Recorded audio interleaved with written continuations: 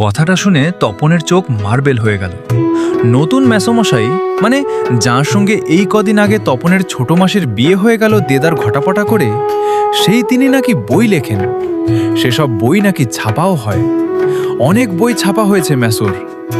তার মানে তপনের নতুন মেসোমশাই একজন লেখক, সত্যিকার লেখক। জলজান্ত একজন লেখককে এত কাছ থেকে কখনো দেখেনি তপন। দেখা যায় তাই জানতো না। লেখকরা যে তপনের বাবা, ছোট মামা বা মেজ কাকুর মতো মানুষ, এ বিষয়ে সন্দেহ ছিল তপনের। কিন্তু নতুন মেসোকে দেখে জ্ঞানচক্ষু খুলে গেল তপনের।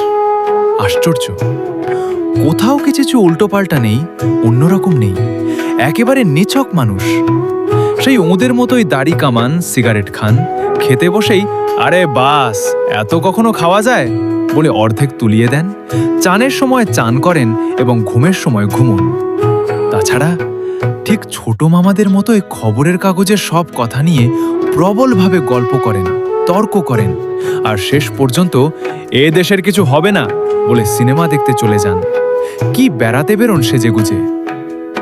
মামার বাড়িতে এই বিয়ে উপলক্ষেই এসেছে তপন, আর ছুটি আছে বলেই রয়ে গেছে।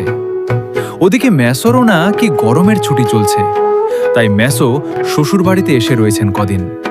তাই অহরহে জলজান্ত একজন লেখককে দেখবার সুযোগ হবেই তপনের। আর সেই সুযোগেই দেখতে পাচ্ছে তপন, লেখক মানে কোনো আকাশ থেকে পড়া জীব নয়, তপনদের মতোই মানুষ। তবে তপনেরই বনেরই বা লেখক হতে বাধা কি?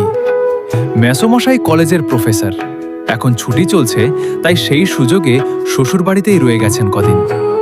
আর সেই সুযোগেই দিব্যি একখানি দিবানিদ্রা দিচ্ছিলেন। ছোট মাসি সেই দিকে ধাবিত হয়।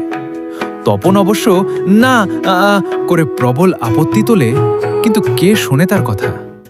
ততক্ষণে তো গল্প ছোট মেসোর হাতে চলেই গেছে। হইচই করে দিয়ে দিয়েছে ছোট মাসি তার ঘুম ভাঙিয়ে। তপন অবশ্য মাসির এই হইচইতে মনে মনে পুলকিত হয়, মুখে করলেও হয়। কারণ লেখার প্রকৃত মূল্য বুঝলে নতুন মেসোই বুঝবে। রত্নের মূল্য জহুরির কাছেই। একটু পরে